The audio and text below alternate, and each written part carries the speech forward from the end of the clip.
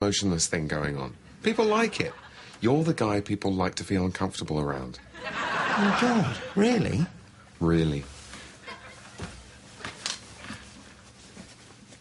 Do you want a kiss? No. You wanted to see me? Quintilius, my most trusted soothsayer. These are dark days for Pompeii. Smoke in the sky, the earth twitching like a bucking animal. You're telling me it's a proper shambles? Guide me, O wise man. What does the future hold for our fair city? Well, as far as portents go, it's not good. You know that big mountain that's suddenly on fire? Yes. That's definitely a bad sign. Double-check with the goat's entrails, and they all say within a week, that's us done for. Consumed by brimstone, reduced to ash, all curled up in flaky balls, with tourists poking about, tutting and shaking their heads.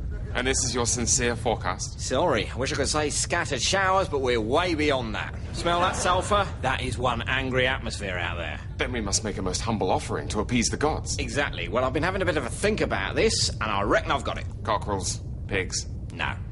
We sort our rubbish into separate bins. Sorry? Green glass, brown glass, mosaic, papyrus, all in separate bins. Sort of a devotional thing. Once a week, before going to bed on a Monday night, I reckon. Is that it? It? Look at the sky. It looks like a smashed cake. The gods are hopping bonkers. We need to dedicate some of our precious time to a futile, time-consuming ritual. You know gods, they love all that shit. But surely that's, I don't know, pissing in the wind. It's very pissing in the wind, but the sky's on fire and it's the best I could come up with. Hey, I've just noticed. You've been eating crisps all morning. Aren't you afraid you'll get fat? No, I can eat as many of these as I like. I can't believe you're stuffing your face with crisps again. You'll only get fat, and then I'll have to have another affair. No, don't worry. These won't make me fat. Why not? Are you bulimic? No, it's because these aren't crisps. They're cresps. Pega's Crisps take ordinary cress, the healthiest food in the world, and that's been confirmed, and then deep fry it in crisp fat, so all of the health is retained, which means I can eat as many crisps as I like and just get healthier. I'll have some crisps. I think I'll pass, actually.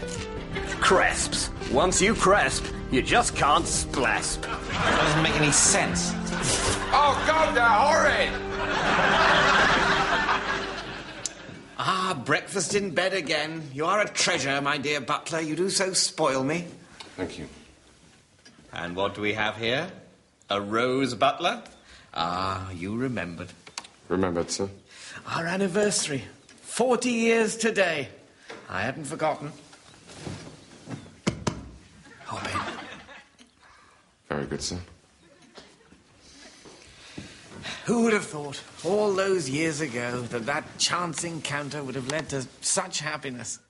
How did we meet, Butler? Can you remember? Well, you advertised for a butler, and I... Ah, of course. It was the day I was to have interviewed prospective butlers. To think that such mundane domestic matters were distracting me when our eyes first met. And I never did hire a butler after all. What? Well, I've never needed one. What with all the loving kindnesses you perform for me daily. You really are too good to me, Butler. I hope you know I appreciate it. What do you mean, sir? Ah, sir. Such a simple pet name, yet so affectionate. So, what do you think's going on? Our anniversary, my dear Butler.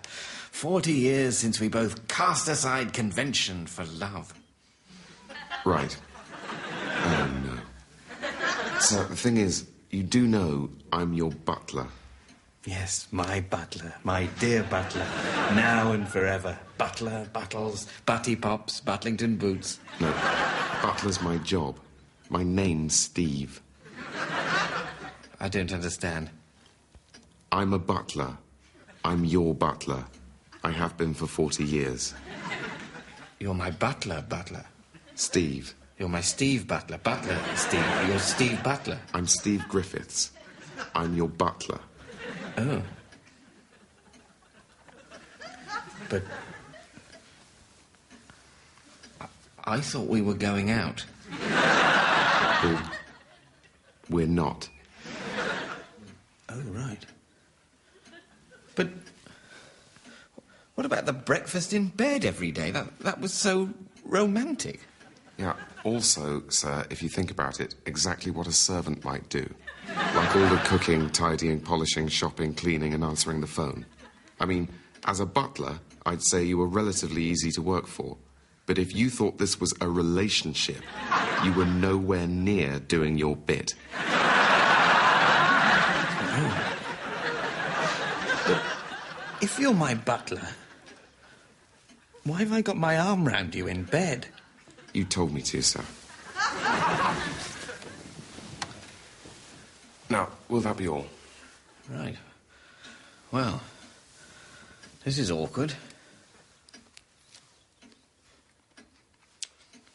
And while we're on the subject of domestic chores, while this breakfast would have been a lovely gesture from a man I thought had been in love with me for 40 years, coming from a professional servant, it tastes like shit. You're almost as bad as that housemaid. Housemaid? Yeah, you know the one, the stroppy one. Sits next to me in the drawing room without so much as a by your leave. Looks at me with needy, betrayed eyes. Developed a drink problem about 15 years ago. No, sir. Oh, you don't mean to say? That's right, sir. She's no housemaid. That's Lady Sybil, your wife. Blimey. Bunch of flowers in order there, I think. Very good, sir. Oh, of course. I've got a butler. Good-o.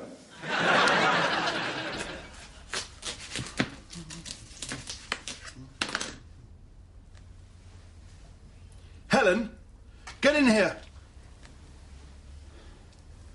Oh, my... Finally, after all these years of doubt, proof.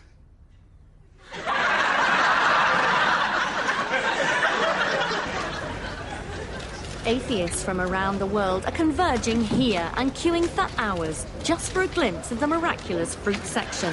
Let's see if we can talk to one of them. Can you tell us what you've seen? Well, what can I say? My faith's been completely destroyed. Oh, right, so you were a believer. Oh, yeah. I've got this tomato. You can just see the initials, JC. Oh, it looks like there's a B there as well. It says JCB. Yeah. Well, that doesn't matter now, does it? This melon blows my tomato out of the water. I mean, it's a full sentence. There's punctuation and everything. No, that's good enough for me. Like the fruit says, there is no God. So, what will you do now? Call a prostitute, I suppose. And joining us now is Reverend Stephen Murray. So, Reverend, what's the Church's take on this? Is God done for? No, obviously, there is a God and he's fine. This is just typical silly atheists getting carried away. They look at a random pattern in a piece of fruit and think they found some message in it. So, it's meaningless. Absolutely. There are a million atheists who've cut open pieces of fruit today and found no such message, just the tasty flesh and seeds that God put there for them to enjoy. This particular atheist happens to have found a piece of fruit that happens to resemble writing, and he's projected his own meaning onto it. It's ridiculous. I mean, you could equally say, look at all the horrible suffering in the world and say that that proves that there's no God. Well, that's a good point. So, how do you explain the message? Well, it's probably just some random mutation in the watermelon's genetics. Oh, no, wait, not that. It's good, that, isn't it? What is? The way, when you're in the shower and the water's all sort of running down you and it gets to your cock